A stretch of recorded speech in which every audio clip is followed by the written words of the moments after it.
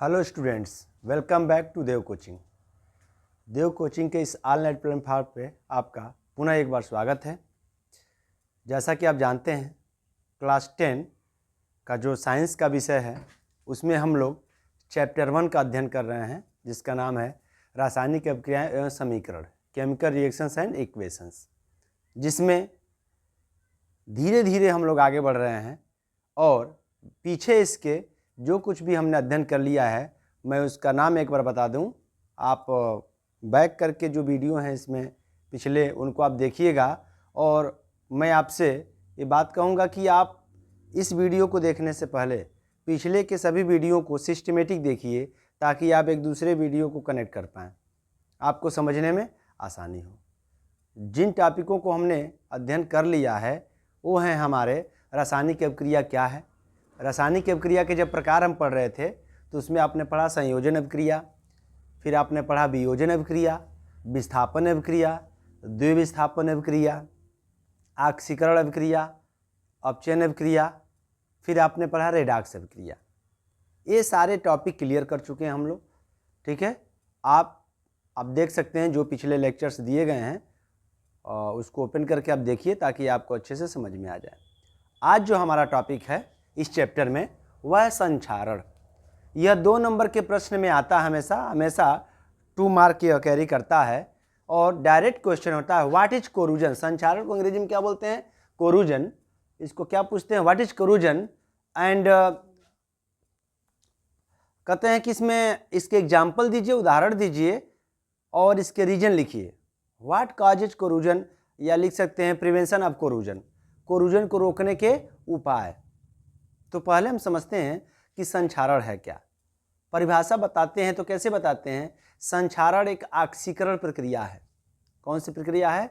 ऑक्सीकरण प्रक्रिया है, जिसमें क्या होता है, कोई भी धातु हो, ठीक है, जब वह हवा के संपर्क में आती है अथवा नमी के संपर्क में, नमी बोलने का मतलब होता है जल के संपर्क में आती है, अथवा किसी अम्ल के संपर्क में आती है, ठीक है, तो उसकी सतह क्या हो जाती है? कलुषित हो जाती है। कलुषित होने का मतलब क्या है?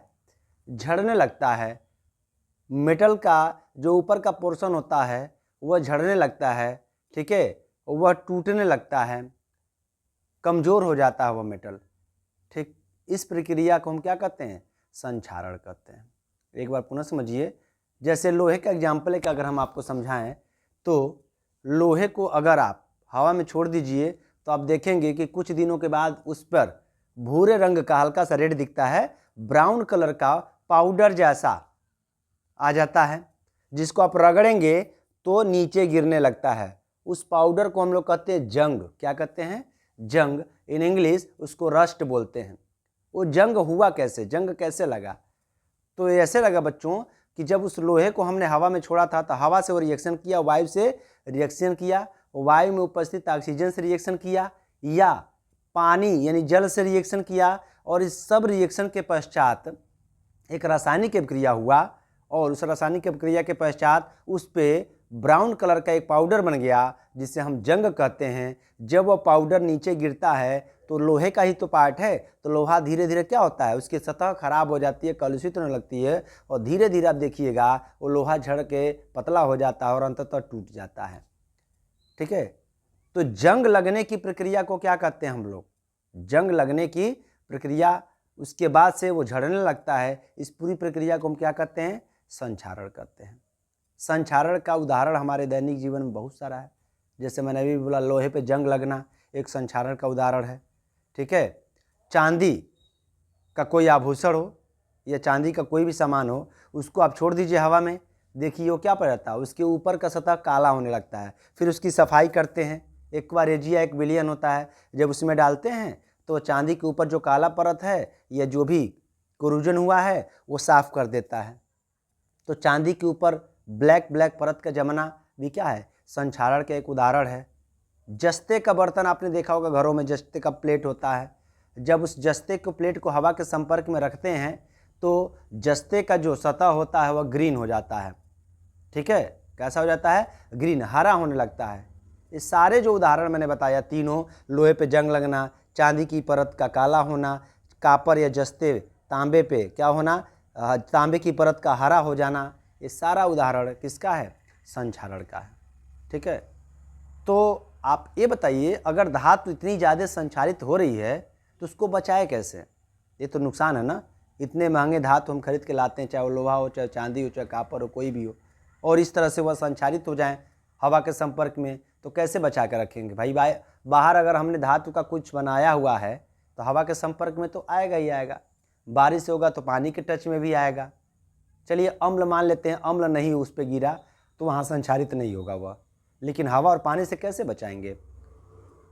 ठीक है, तो उसके लिए क्या किया गया है, उस पर हम लोग क्या करते हैं, संक्षारण को रोकने के उपाय पढ़ते हैं। क्या पढ़ते हैं, संक्षारण को रोकने के उपाय। अब मैं 3 उपाय बता रहा हूँ, ऐसे बहुत सारे उपाय हैं लेकिन मैं 3 बेसिक उपाय बता रहा हूँ क्योंकि यह प्रश्न आपका 2 नंबर में ही आता है और इतनी जानकारी आपके लिए काफ़ी है आपके हाई स्कूल लेवल पे। जब आप क्लास 11th में जाइएगा तो वहाँ भी आप केमिस्ट्री में पढ़ेंगे, जब धातु अधातु पढ़ेंगे। ठीक है, तो अभी संक्षारण को कैसे रोक सकते हैं। तो पहली बात, अगर लोहा है हवा के संपर्क में आ रहा है, बारिश होगा या जलवाष्प के संपर्क में आ रहा है, वह संक्षारित हो रहा है, तो लोहे के ऊपरी परत पर क्या करते हैं, पेंट कर देते हैं। क्या कर देते हैं, पेंट। पेंट ऑर्गेनिक सोल्यूशन होता है बच्चों, कार्बनिक विलायक होता है। ठीक है, जब उस पर पानी गिरेगा तो पानी पेंट पर से क्या हो जाएगा, छलक जाएगा, बाहर चला जाएगा। यानी ये मान लीजिए लोहा है, मान लीजिए कि अगर मैं, ये लोहे की छड़ है, ये लोहे की छड़ है, ठीक है, इसके ऊपर जलवाष्प आ रहा है या ऑक्सीजन आ रहा है, इस लोहे की इस सतह से, इस परत से रिएक्शन करके ये पाउडर जैसा सबस्टेंस बना रहा है। इस पाउडर जैसे सबस्टेंस को ही क्या कहते हैं हम लोग, जंग कहते हैं। क्या कहते हैं, जंग कहते हैं या रस्ट कहते हैं। ये ब्राउन कलर का होता है। फिर ये धीरे धीरे धीरे धीरे क्या होने लगता है, झड़ने लगता है। क्या होने लगता है, झड़ने लगता है, और यहाँ की सतह लोहे की क्या हो जाती है, खत्म हो जाती है। इसी प्रोसेस को तो हम कहते हैं संक्षारण। क्या कहते हैं, संक्षारण। अब रोके कैसे, तो देखिए ये मान लीजिए क्या है,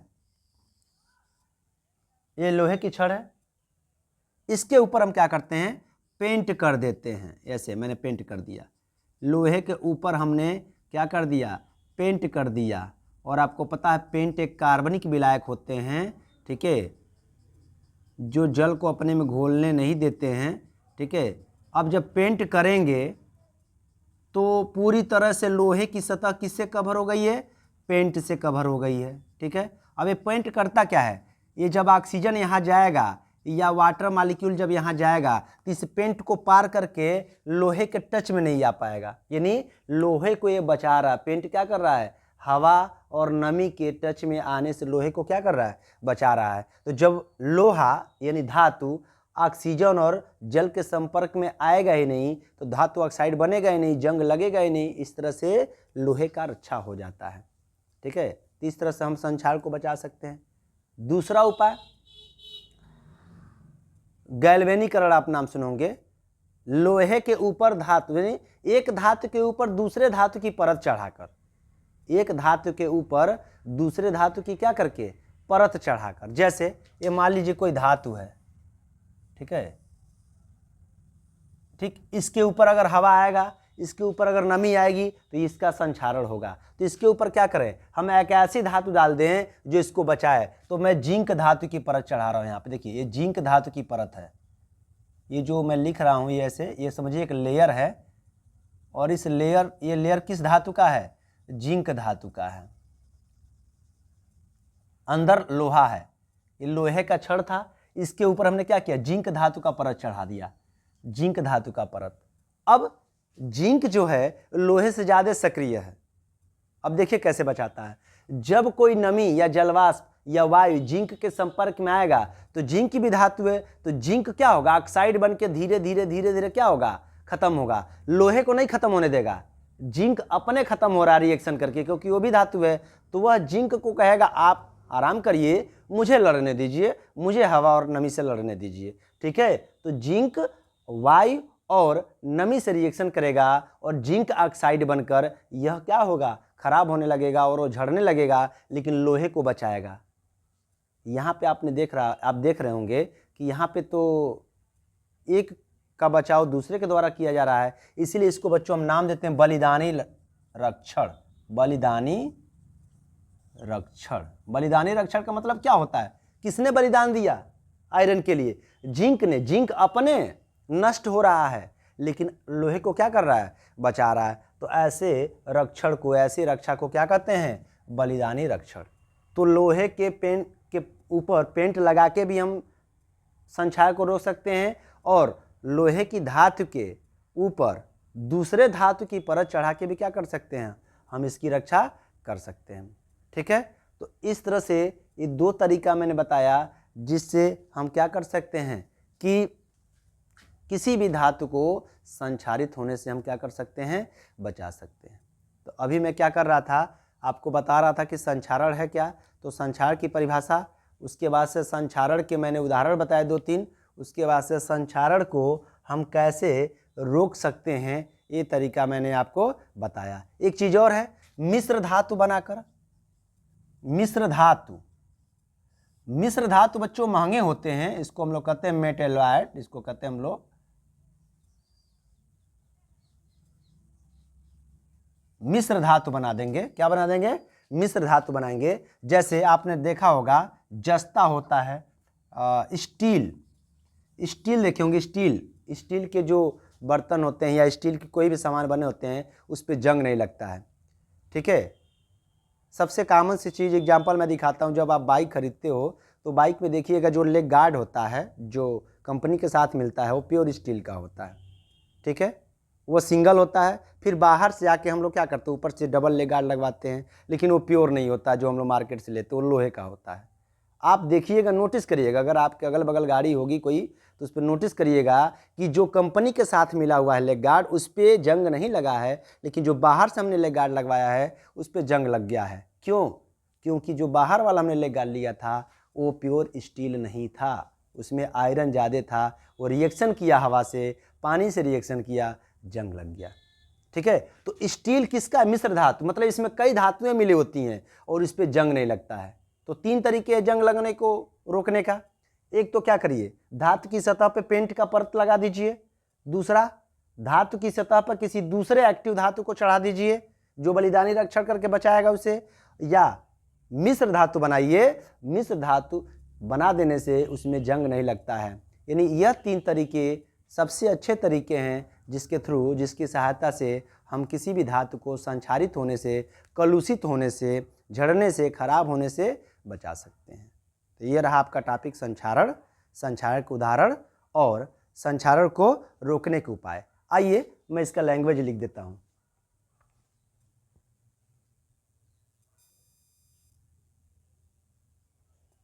ठीक है बच्चों, तो यह लैंग्वेज संक्षारण का आप नोट कर लीजिए। आइए मैं इसको एक बार एक्सप्लेन कर देता हूँ। डिफिनीशन देखिए, जब कोई धातु अपने आसपास वायु, आर्द्रता, आर्द्रता माने नमी, अम्ल के संपर्क में आती है तो ये संक्षारित होती है। इस प्रक्रिया को क्या कहते हैं? संक्षारण कहते हैं। उदाहरण में आप क्या देख लेंगे? लोहे पे जंग लगना संक्षारण के एक एग्जाम्पल है। चांदी की ऊपरी सतह का काला हो जाना, ये भी उदाहरण है। और तांबे के ऊपर हरी परत का चढ़ना, ये तीनों उदाहरणों में क्या होगा? संक्षारण को देखने को मिलेगा। संक्षारण को रोकने का उपाय, कैसे संक्षारण को हम रोक सकते हैं? तो जैसा कि मैंने आपको समझाया था कि लोहे के ऊपर पेंट चढ़ाकर, पेंट क्या करता है? लोहे के सतह पर हवा और नमी को टच करने या संपर्क करने से रोकता है।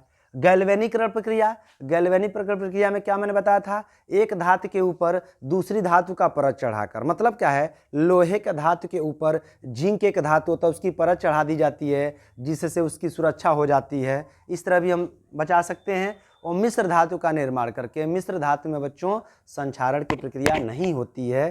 ठीक है, यानी इस तरह से ये जो संक्षारण टॉपिक है आपका समाप्त हो गया। अब हमारा जो अगला टॉपिक है उसके बारे में हम लोग स्टडी करेंगे विकृत गंधिता। ये भी काफ़ी फेमस टॉपिक है बच्चों, क्योंकि इससे भी 60 नोट में 2 नंबर के प्रश्नों में बहुत बार पूछा गया है। आइए अब नेक्स्ट टॉपिक हम लोग पढ़ते हैं जिसका नाम है विकृत गंधिता। विकृत गंधिता जो टॉपिक है ये भी आपका 2 मार्क में क्वेश्चन आता है, 2 नंबर के लिए प्रश्न काफ़ी फेमस है। जैसे संक्षारण क्या है, संक्षारण के उदाहरण और संक्षारण को रोकने के उपाय, उसी तरह से विकृत गंधिता क्या है और विकृत गंधिता को रोकेंगे कैसे। अब ये वर्ड है विकृत गंधिता, अंग्रेजी में रैंसिडिटी बोलते हैं। आइए समझते क्या है। देखिए, जब किसी वसा या तेल या वसा युक्त, जिसमें फैट हो, युक्त पदार्थ को जब हम खुले वातावरण में रखते हैं, बिना ढके हुए रखते हैं, तो यह जब हवा के संपर्क में आता है तो इसका हो जाता है ऑक्सीकरण। पुनः समझिए, जब तेल या वसा युक्त खाद्य पदार्थ को जब हम खुले वातावरण में रखते हैं तो जब यह हवा के संपर्क में आता है तो इसका होता है ऑक्सीकरण, यानी एक रासायनिक प्रक्रिया होती है। और ऑक्सीकरण के पश्चात होता क्या है, इस पदार्थ का स्वाद बदल जाता है, इस पदार्थ का कह सकते हो कलर बदल जाता है। ठीक है, यानी इस पदार्थ के स्वाद में बदलाव, कलर में बदलाव, रूप में बदलाव आ जाता है। इस सारे बदलाव को ही हम क्या कहते हैं, विकृत गंधिता। इसका गंध बदल जाता है। जैसे अगर आप देखेंगे तो खाना घरों में अक्सर गर्मियों में देखिए बासी हो जाता है, ठीक है, उसको स्वाद चेंज हो जाता है, वो विकृत गंधिता है। ठीक है, कोई भी चीज़ उसका स्वाद बदल जाए, उसका कलर बदल जाए तो समझिए उसमें क्या हुआ है, कोई न कोई दिक्कत हुई, या सीधे सीधे हम रासायनिक भाषा में क्या कहेंगे, रासायनिक अभिक्रिया हुई है, ऑक्सीकरण हुआ है। ठीक है, तो सीधे सीधे परिभाषा है, जब किसी तेल या वसायुक्त पदार्थ, खाद्य पदार्थ को हम हवा के संपर्क में लाते हैं, हवा संपर्क में आता है तो उसके स्वाद में परिवर्तन, उसके टेस्ट में परिवर्तन हो जाता है, कलर में परिवर्तन हो जाता है। ठीक है, इस तरह की प्रक्रिया को हम क्या कहते हैं, विकृत गंधिता कहते हैं। ठीक है, अब विकृत गंधिता के कैसे रोकें, इसको रोकें कैसे कि जो हमारा फैटी चीज़ें हैं, ऑयली चीज़ें हैं, खराब होने से बच जाए। जैसे सब्जियां देखे होंगे, गर्मियों के दिनों में शाम को सब्जी बना, ठीक है, या सुबह को सब्जी बना, बहुत सारा तेल उसमें आ गया है, फैट, शाम होते होते देखिएगा वो पूरी तरह से खराब हो जाता है, महकने लगता है, बेकार सा गंध आता है, उसका टेस्ट भी बदल जाता है, फ्लेवर भी बदल जाता है, महक भी बदल जाता है। ये जो चेंज हुआ है ना, वही कहलाता है विकृत गंधिता।